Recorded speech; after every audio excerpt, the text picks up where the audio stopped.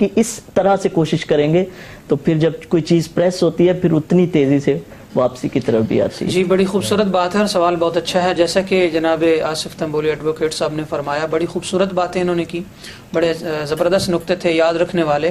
تو آپ کو یہ بات بتاؤں کہ میرا جسم میری مرضی والی جو بات ہے اس پر میں بھی 2 جملے کہنا چاہوں گا. وہ یہ ہے کہ اللہ تعالیٰ نے عورت کو جو ہے نا وہ اس کے مرضی کے مطابق جسم کو ظاہر کرنے اور اسے استعمال کرنے کی اجازت نہیں دی, بلکہ اللہ تعالیٰ نے فرمایا میں نے جسم دیا ہے تو میری حدود و قیود کے اندر ہی رہ کر تو اپنی زندگی گزارے گی. جس طرف سے یہ جملہ آیا ہے یا جس معاشرے یا جن ملکوں نے میرا جسم اور میری مرضی کا رواج قائم کیا ہے, ان لڑکیوں اور ان عورتوں کو اس معاشرے کی طرف دیکھنا چاہیے.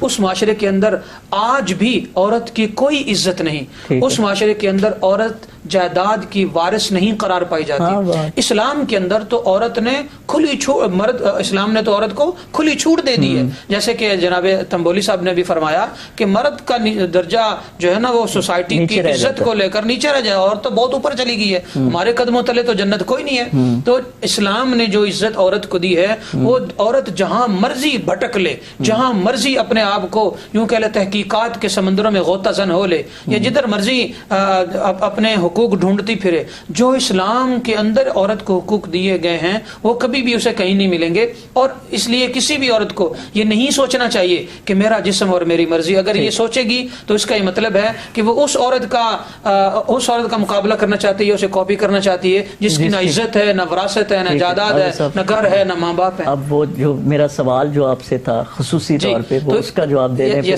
میں اس طرف آ رہا ہوں. تو وہ یہ ہے کہ اگر کوئی بندہ یعنی جس کی بیوی فوت ہو جائے, جسے رنڈوا کہتے ہیں, رنڈوا ہو جائے, تو اسے لوگ اپنی کماری بچیاں بھی دینے کے لیے تیار ہوتے ہیں, جائیداد کی وجہ سے, جاب کی وجہ سے, سوسائٹی میں عزت کی وجہ سے.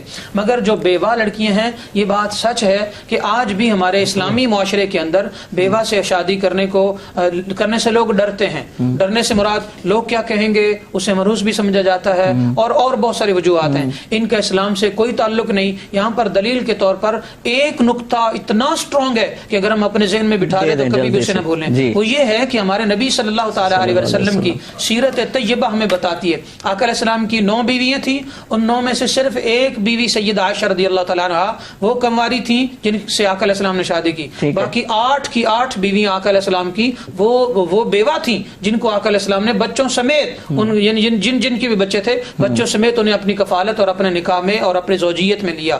لہٰذا ایک امتی کے لیے اس کے نبی علیہ السلام کی سیرت سے بڑھ کر اور ان کے نقش عمل سے بڑھ کر کوئی بھی بڑی دلیل نہیں ہو سکتی. لہٰذا بیواؤں کو ان کے حق دیے جائیں, ان سے نکاح جو ہے اس کو بڑھایا جائے اور نکاح کا رواج پیدا کیا جائے. اور ہمارے ہاں یہ بھی بڑا سلسلہ ہے جس کی ایک بیوی ہے بس وہ بیوہ بیٹھی ہوئی ہے, لوگ لڑکیوں کی شادیاں نہیں ہو رہی, بالکل بھی شادیاں نہیں کر رہے, حتیٰ کہ گناہ کے راستے کھل رہے ہیں. لوگوں کو چاہیے کہ جو افورڈ کرتے ہیں, آج تو مفتیان پاکستان, مفتیان اسلام پوری دنیا سے فتوے آ چکے ہیں کہ جو افورڈ کرتا ہے اور اس کی بیوی بھی اس پر راضی ہے تو اسے چاہیے کہ وہ دوسری شادی کر سکتا ہے. پاکستان کے اندر جو یہ قانون منظور کروایا گیا ہے کہ لو جی یہ جو مصالحتی کونسل سے اجازت لے, پھر بیوی سے اجازت لے, تو اسلام نے, قرآن نے کسی سے بھی اجازت لینے کا نہ اجازت دی ہے نہ حکم دی ہے. اگر آپ افورڈ کر سکتے ہیں ضروری ہے نا, رضامندی ہونا ضروری ہے, پر رضامندی کا مطلب یہ نہیں کہ آپ پہلے 2-3 عدالتوں کے چکر لگائیں اور وہ لوگ جو نہ قرآن کو جانتے ہیں, دنیا دار ہیں, سیاست کے بل بوتے پر وہ اپنی شادی کا فیصلہ کریں گے